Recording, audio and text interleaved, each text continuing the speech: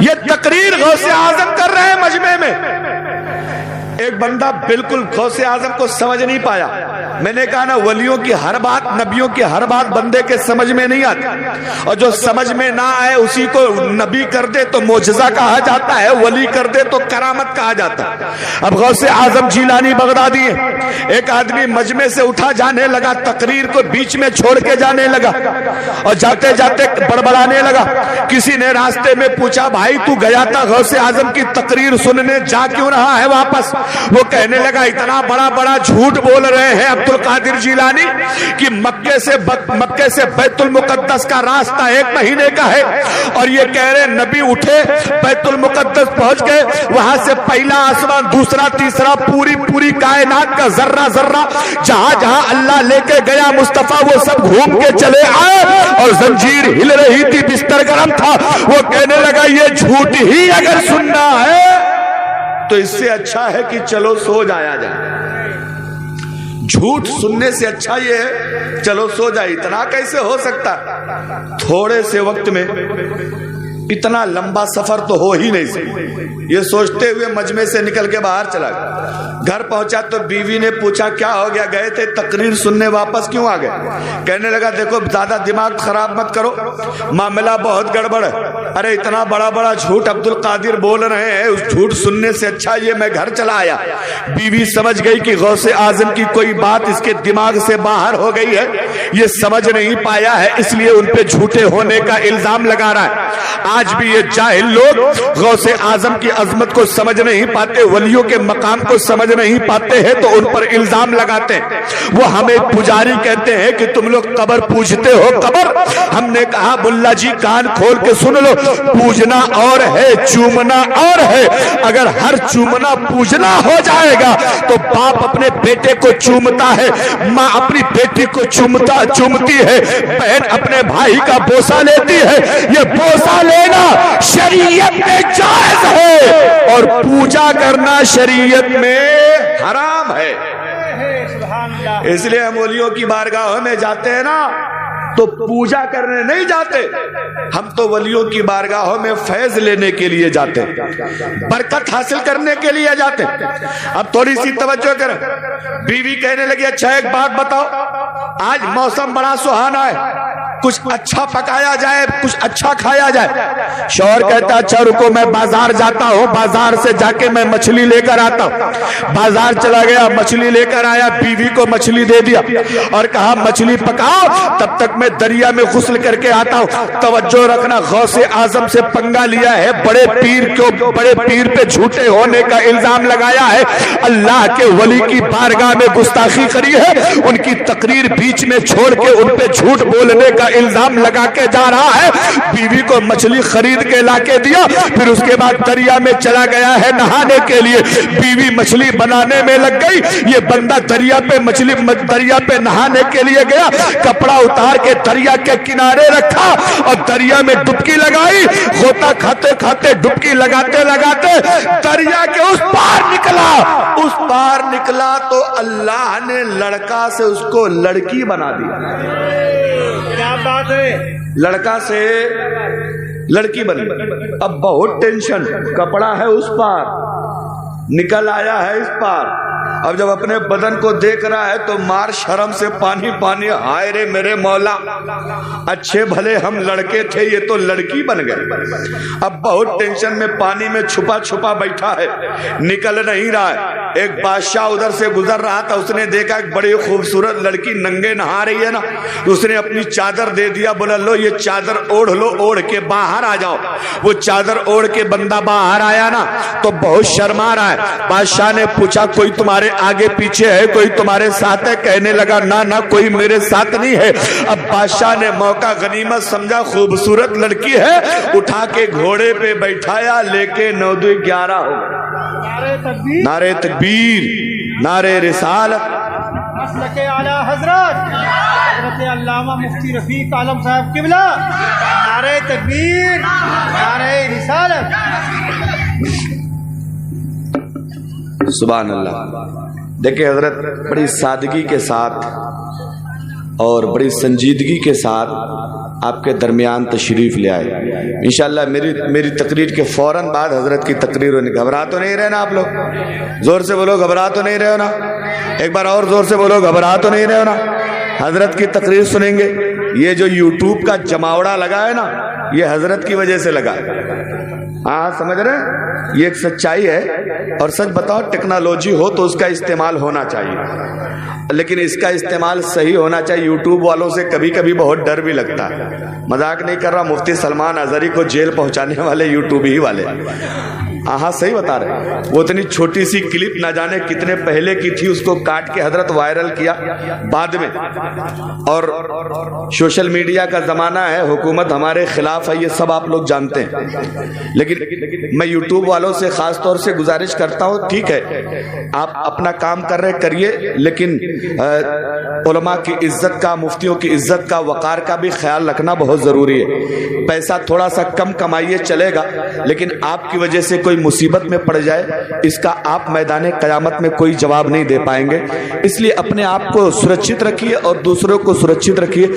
مصطفیٰ جان رحمت فرماتے ہیں, اچھا انسان وہ ہے جس کی زبان سے, جس کے ہاتھ سے کسی مسلمان کو تکلیف نہ پہنچے.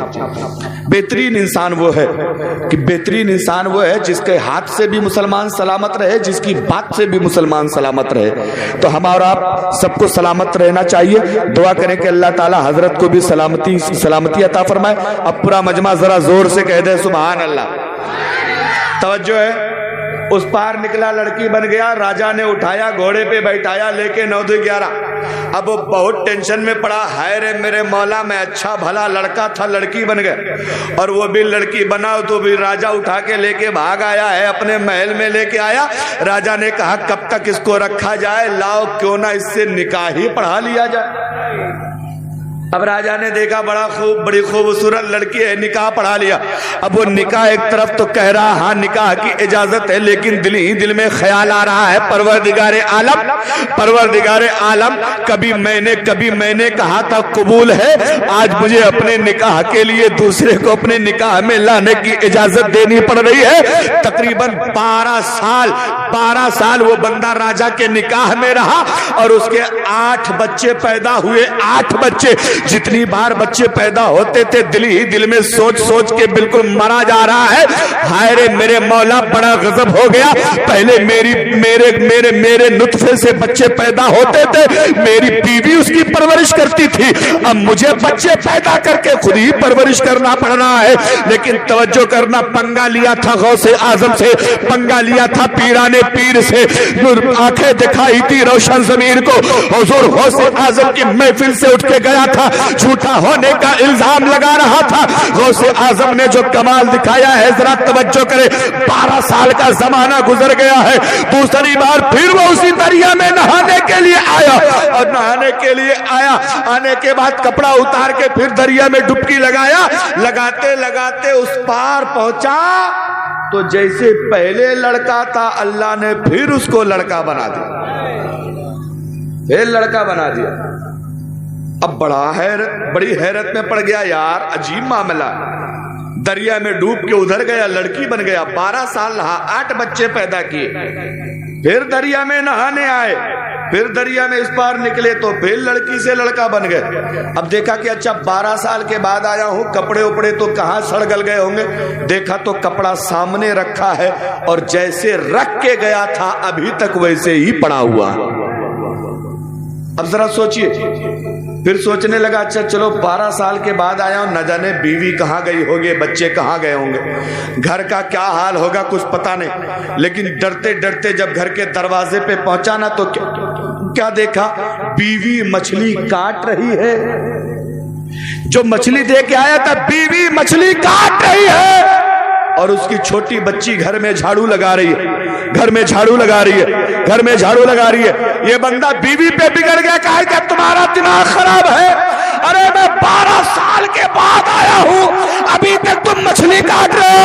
بیوی نے ڈانٹ کے کہا چپ ہو جاؤ, مجھے تو لگتا ہے کہ تم دریا پہ گئے ہی نہیں ہو, راستے ہی سے لوٹ آئے ہو, ابھی تھوڑی دیر پہلے تو تم گئے ہو, اتنی جلدی واپس آ گئے ہو.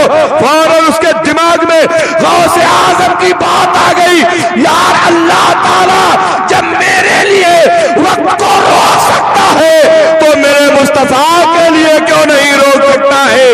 میرے نبی کے لیے کیوں نہیں روک سکتا ہے؟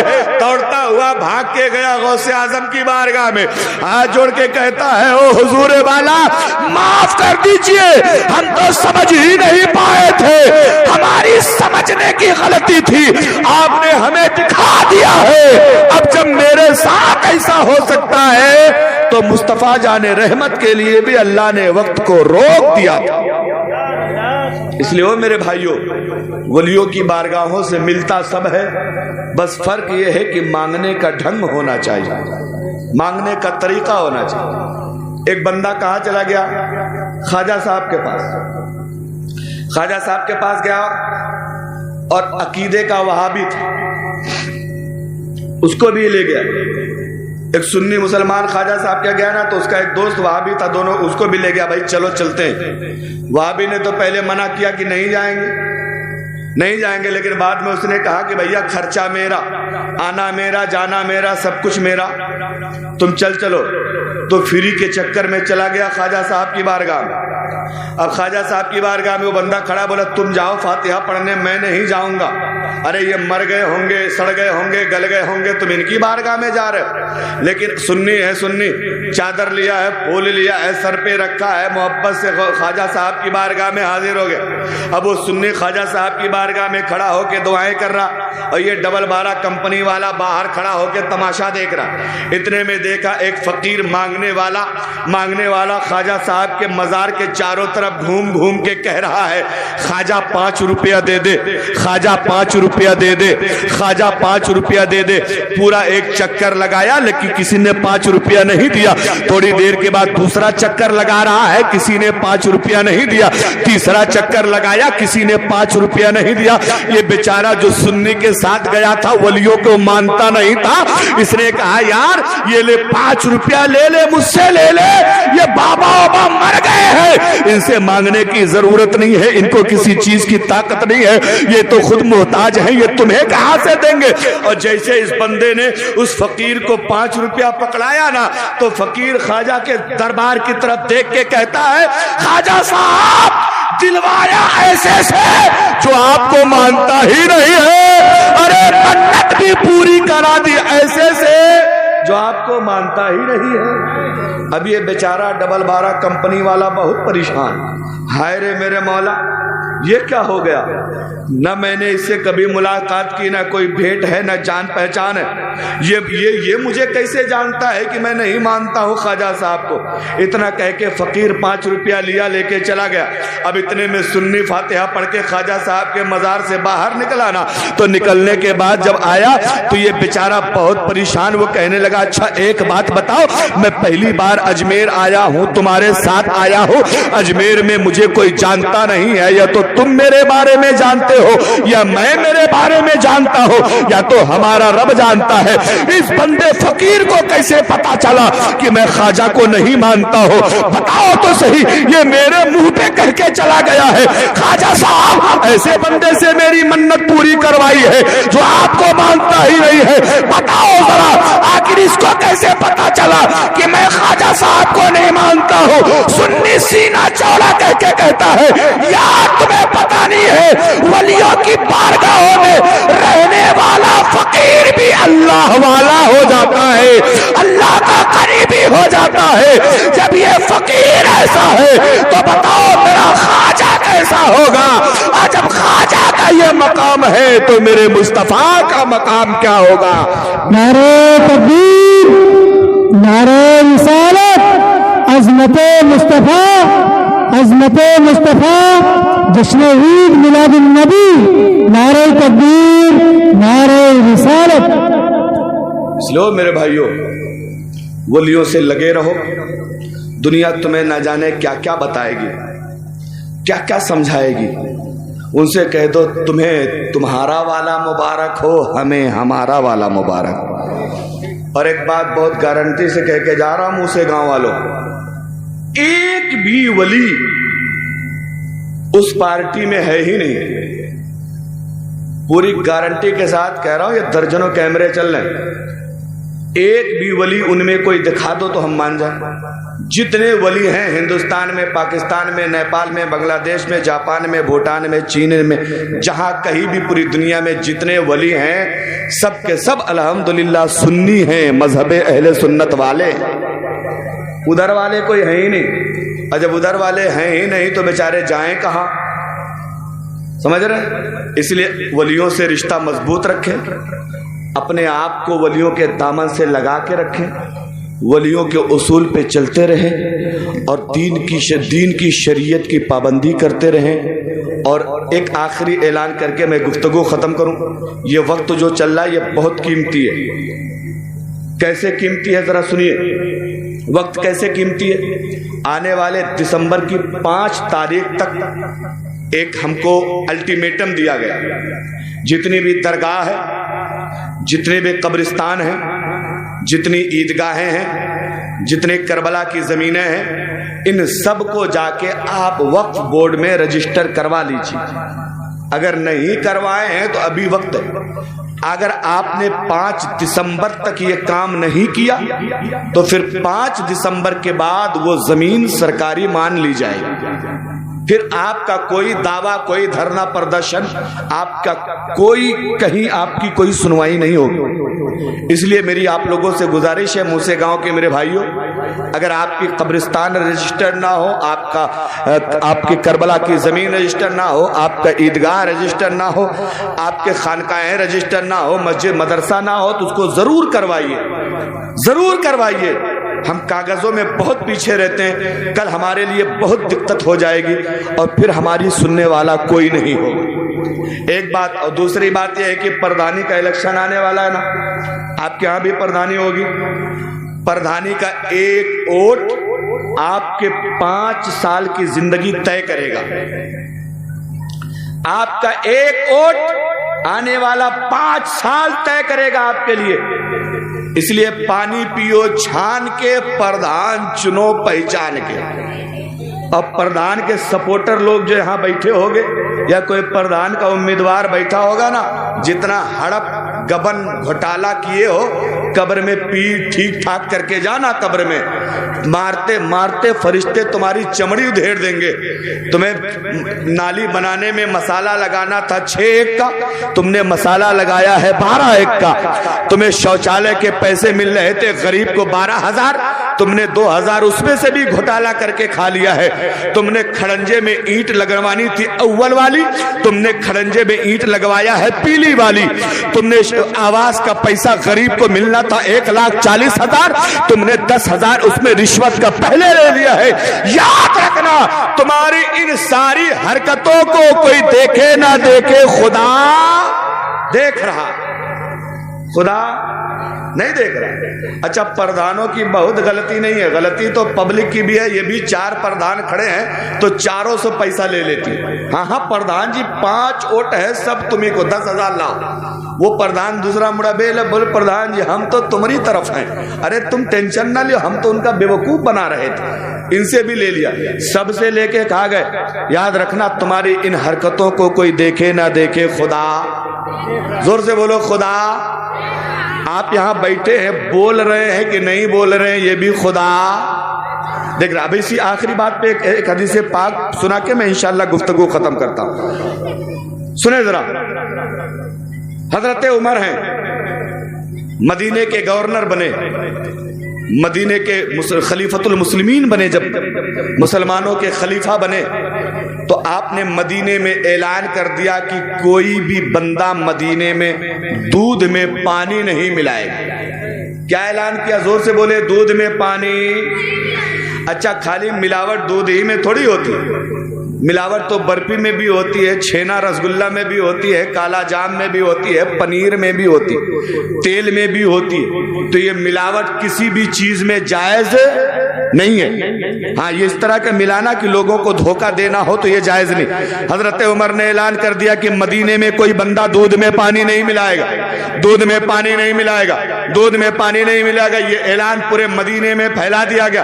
और हजरत उमर जब हुकूमत करते थे, सियासत करते थे, तो जरा देखे अंदाज क्या होता था।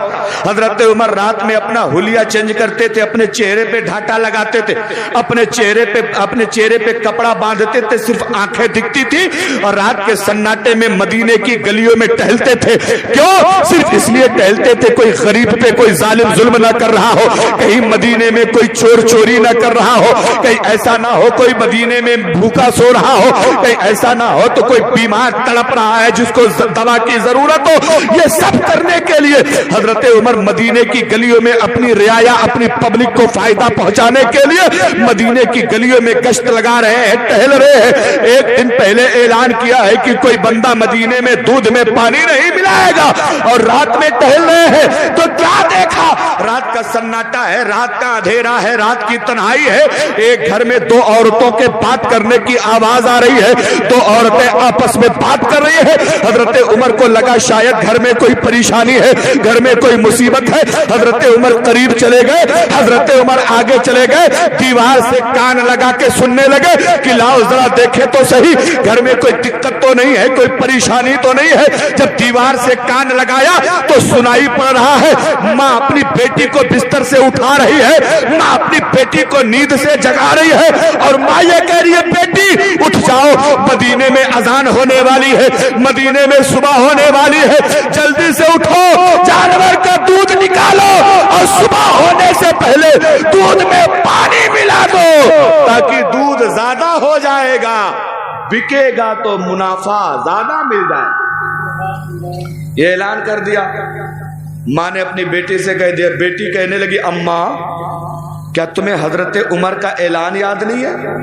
अभी हजरत उमर ने तो रात ही में कल ही तो ऐलान करवाया था कि कोई बंदा दूध में पानी नहीं मिलाएगा, और तुम मुझसे दूध में पानी मिलाने की बात कर रही हो।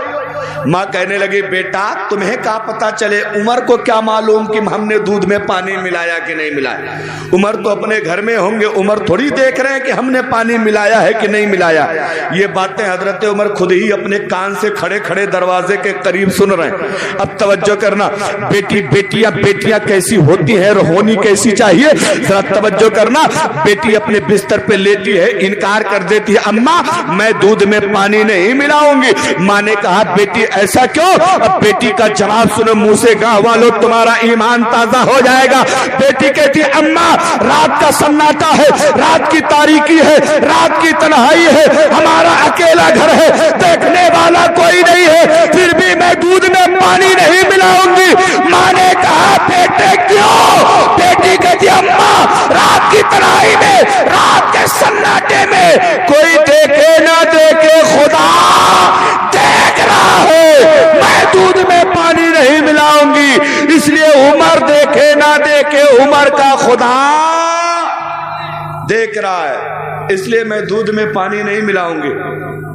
अब इतना जब जवाब सुना ना तो हजरत उमर ने अपना हाथ रब की बारगाह में उठाया और अर्ज करते हैं परवरदिगार जब तक मदीने में ऐसी बेटियां जन्म लेती रहेंगी तब तक उमर की हुकूमत को कोई खतरा हो ही नहीं सकता है। अब आओ जरा तवज्जो करो, इतने में मदीने में फजर की अजान हो गई है।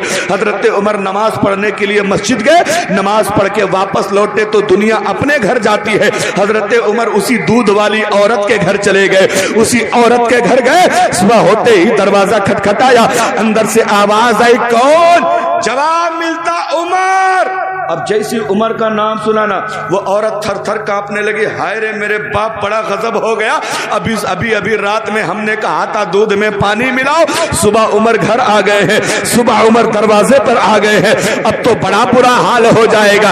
डरते डरते दरवाजा खोला, पर्दे के पीछे से सलाम करके कहती हुजूर बताएं कैसे आना हुआ है, आपने जहमत क्यों फरमाई, आप हमें इशारा कर दे हम आपके घर चले आते।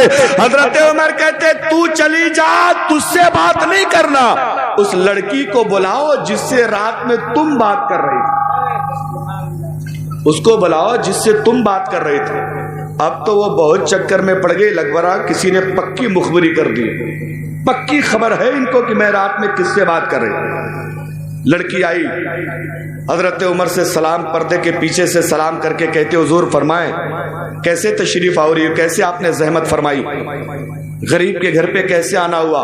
हजरत उमर ने रात वाली पूरी बात बताई और कहते बेटी सुन, कोई जबरदस्ती नहीं है, कोई दबाव नहीं है, कोई प्रेशर नहीं है, मैं ये चाहता हूं मेरा एक बेटा है میں اس سے میں اپنے بیٹے سے تیرا نکاح کرنا چاہتا ہوں۔ سبحان اللہ، ذرا توجہ دے۔ حضرت عمر جیسا خلیفہ 36 لاکھ مربع کلومیٹر کا حاکم، اور بیٹے کا رشتہ لے کے غریب دودھ والے کے گھر پہنچ گئے۔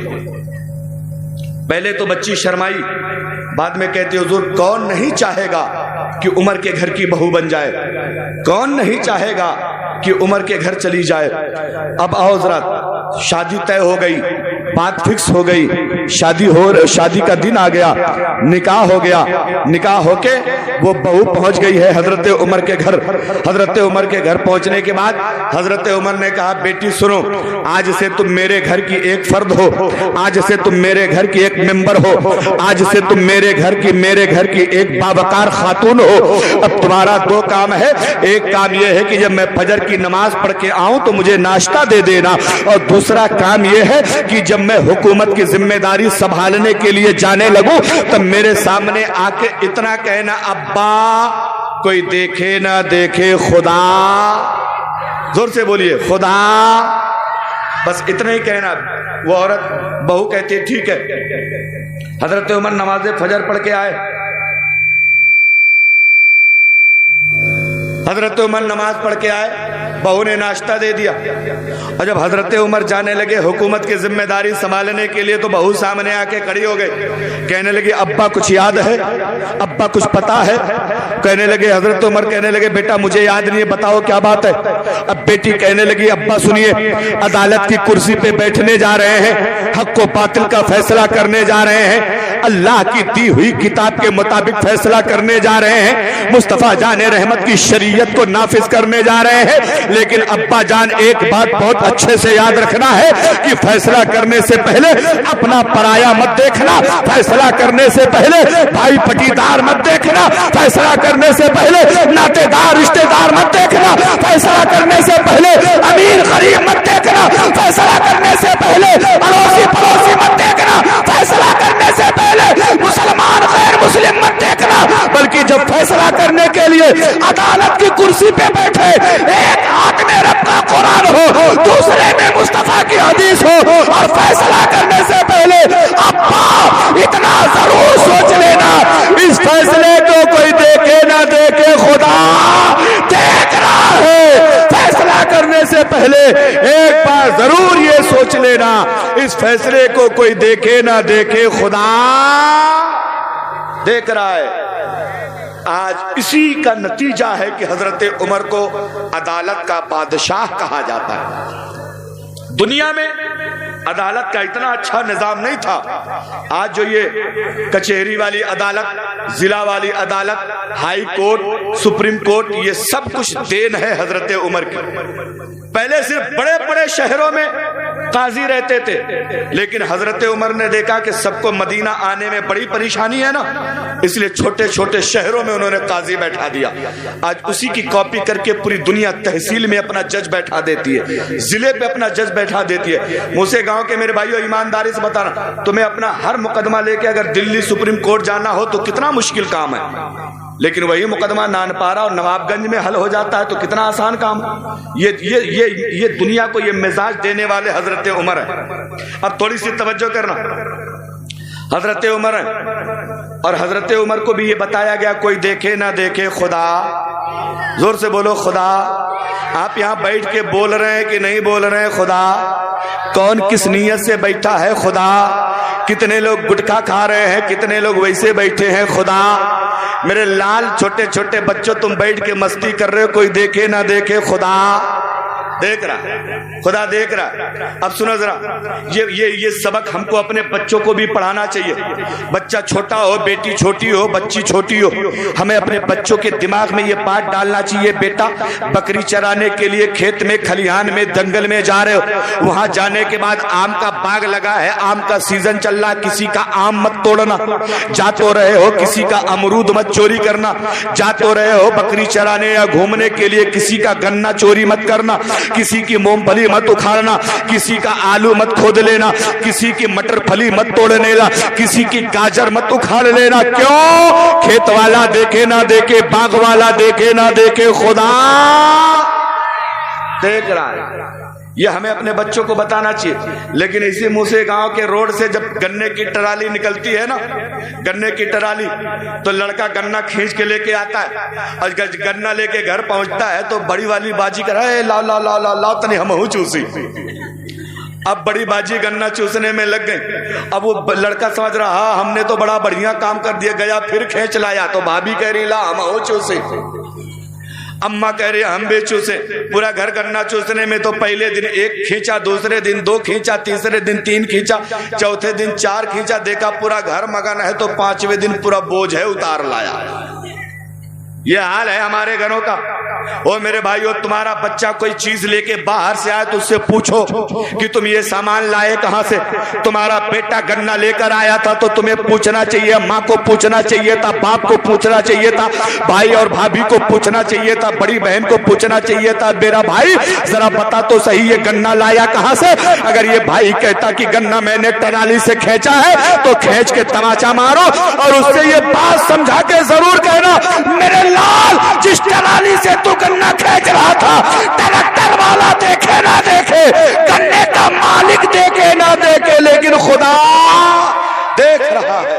اور ہم اپنے بچپنے میں اپنے بچوں کے دماغ میں اگر یہ بات بیٹھا دیں گے تو بچہ کل جب شراب کی بھٹی پہ پہنچے گا نا, شراب کی بوتل ہاتھ میں ہوگی, شراب پینے کی تیاری کرے گا تو فوراً ماں کا بچپنے کا پڑھایا ہوا سبق اس کے دماغ میں آئے گا اور شراب کی بوتل پھینکے گا اور کہے گا مجھے شراب پیتے ہوئے میرے گھر والے, خاندان والے, گاؤں والے دیکھے نہ دیکھے خدا دیکھ رہا. اس لیے ہمارے اپنے بچوں کو بچپنے میں یہ بات سمجھا, بیٹا پڑھنے جا رہے ہو پینسل چوری مت کرنا, کاپی چوری مت کرنا, جمعہ پڑھنے جا رہے ہو جوتا چوری مت کرنا.